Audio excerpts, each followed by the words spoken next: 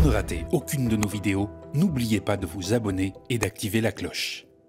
Dépit, désillusion, amertume, rancœur, les réactions des représentants du camp macroniste sont un dictionnaire de synonymes ouvert à une seule entrée, le seum. Oui, peut-être. Nous, en ce moment, faut prendre tout ce qui vient, tout ce qui peut nous faire un peu de bien. Alors voir s'effondrer les gens responsables de cette situation, toujours enfermés dans leur certitude, il y a un certain petit plaisir quand même. Alors il y a leur déclaration médiatique sur le courage démocratique du président, et il y a leur off, qu'on peut lire dans la presse. Alors je vous propose une petite revue de presse de ces citations pleines d'aigreur.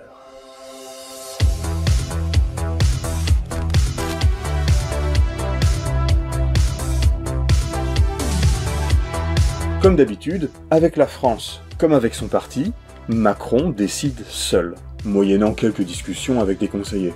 On savait une dissolution possible, mais pas avant l'automne, au moment de la discussion du budget. Mais là, les résultats catastrophiques aux européennes ont précipité la décision, prenant par surprise les Playmobil. Les députés sortants sont en PLS, peut-on lire dans Politico. Alors d'abord, vous avez le Premier ministre, la fameuse arme anti-Bardella. Ça n'a pas marché. Celui donc qui veut allonger la période minimale de travail ouvrant droit au chômage a été foudroyé par l'annonce de la fin de sa période d'essai. Un conseiller de l'exécutif aux Parisiens. Il s'est pris un 33 tonnes en pleine face. Il s'attendait à tout sauf à ça. Il s'est enfermé dans son bureau tout le lundi pour préparer l'élection. Je suis pas dans la sidération, je suis dans l'action. Ouais, il est en train de bouder, quoi.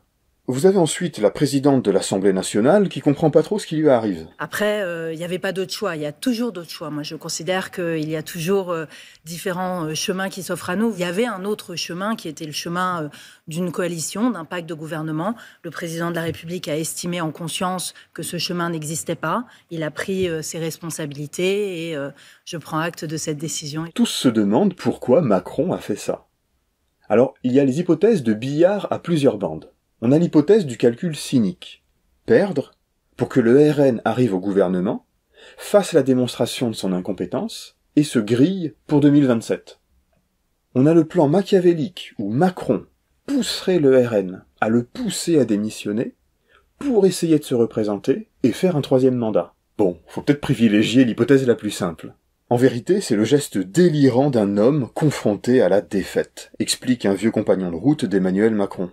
Bon, le plus simple est de penser qu'il a saisi le prétexte des résultats aux européennes pour se donner un nouvel élan à l'Assemblée, essayer d'obtenir une plus grande majorité afin de s'assurer une meilleure stabilité pour la fin de son quinquennat. D'autant qu'une coalition officielle avec les Républicains, ce serpent de mer du second quinquennat, n'a jamais pu se concrétiser. Je constate juste que ce moment qui devait être celui de la clarification, de la respiration démocratique, risque peut-être d'abîmer plus encore notre démocratie.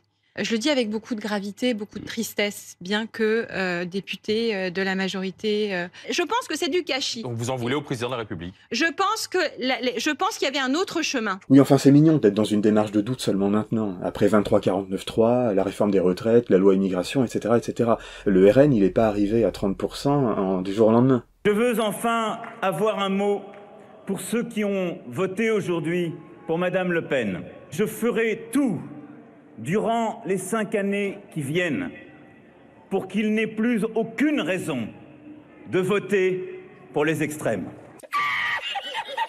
Et là, la seule idée qui leur vient, c'est de continuer sur la réforme de l'assurance chômage. Même s'ils en viennent à critiquer la verticalité des décisions de Macron, chez eux, ce n'est jamais le contenu des politiques qui est remis en question.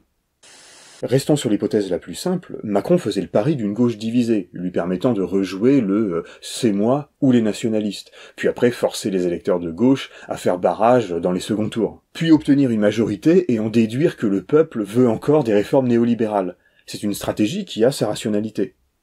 Mais la gauche a su s'entendre. En 24 heures, on est revenu à l'union et on a créé une nouvelle formule politique. J'insiste, nouvelle. Ensuite, en 48 heures, on a tranché la répartition des circonscriptions. Et en 3 jours, on a mis au point le texte qui donne le plan de travail, disons, des 100 premiers jours du gouvernement. Le truc que les macronistes ne comprennent pas, c'est que nous, on ne joue pas avec l'extrême droite. On ne peut pas se permettre votre aveuglement et votre cynisme. Parce que s'il y en a un qui doit se retourner dans sa tombe aujourd'hui, c'est Léon Blum, en pensant qu'on a appelé Front Populaire une alliance électorale qui permettra de donner 300 circonscriptions à LFI. Et donc à des gens qui ont assumé très clairement de ne pas condamner l'antisémitisme. Alors pour lancer une bataille, il faut des troupes motivées. Or, derrière les déclarations de façade sur le courage du président qui a su redonner la parole au peuple, etc., les différents députés, cadres ou conseillers, voilà un pari risqué, voire suicidaire. Ils savent qu'ils sont au pouvoir depuis 7 ans, et que leurs promesses ne prennent plus, y compris auprès d'une partie de leur base électorale. Ils savent que le président est maintenant devenu un repoussoir. Plus il parle, plus on perd des points. Emmanuel Macron a bien prévu 3 interventions par semaine d'ici aux législatives. De son côté, François Bayrou, le patron du MoDem, parti allié de Renaissance, a cherché à faire comprendre à Emmanuel Macron qu'il ne faut pas trop qu'il s'investisse, et a parlé devant son parti d'une nécessaire démacronisation. Le groupe vit bien. Alors c'est le sauve qui peut. Voici l'affiche de campagne de Gilles Legendre pour 2024, candidat à Paris. Voici son affiche en 2022. Est-ce que vous avez vu la petite différence ? Et sur cette question, par exemple, Yael Braun-Pivet ne répond pas, malgré les relances. Vous allez mettre la photo d'Emmanuel Macron sur votre affiche de campagne ? Vous l'avez rappelé, moi je suis en campagne depuis hier, je suis une citoyenne engagée. La question, alors est-ce que vous allez mettre désolée monsieur, je n'ai pas de carrière politique.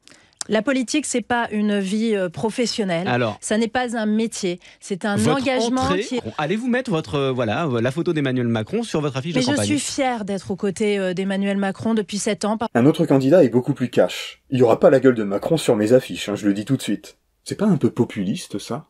Collage d'affiches express pour ce député sortant. Tout de suite reparti, on tombe de vélo, on monte sur la selle, et là en l'occurrence, on n'est pas tombé de vélo, on nous a poussé du vélo. Attendez, écoutez celle-là. Ça c'est plein de bile. Je ne comprends pas comment j'ai pu donner 7 ans de ma vie à quelqu'un d'aussi égotique. Ça, c'est un cadre du groupe Renaissance. Et il vous a fallu 7 ans ?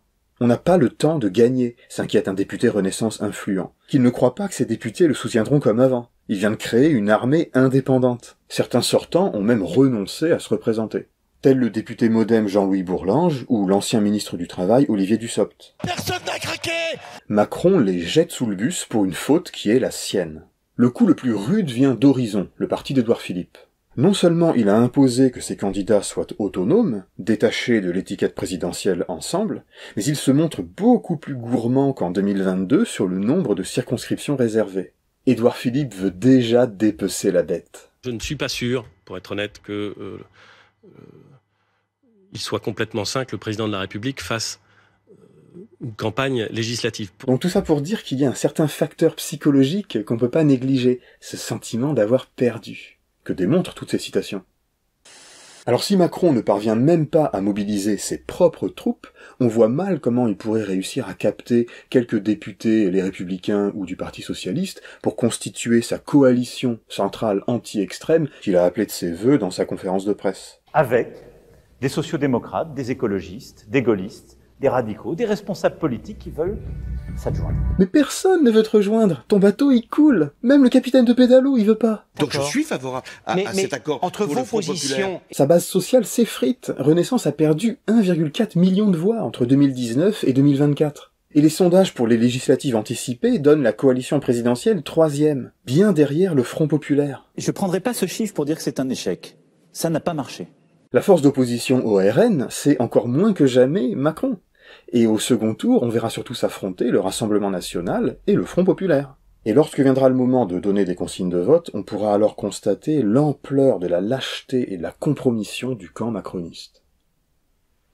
À la semaine prochaine.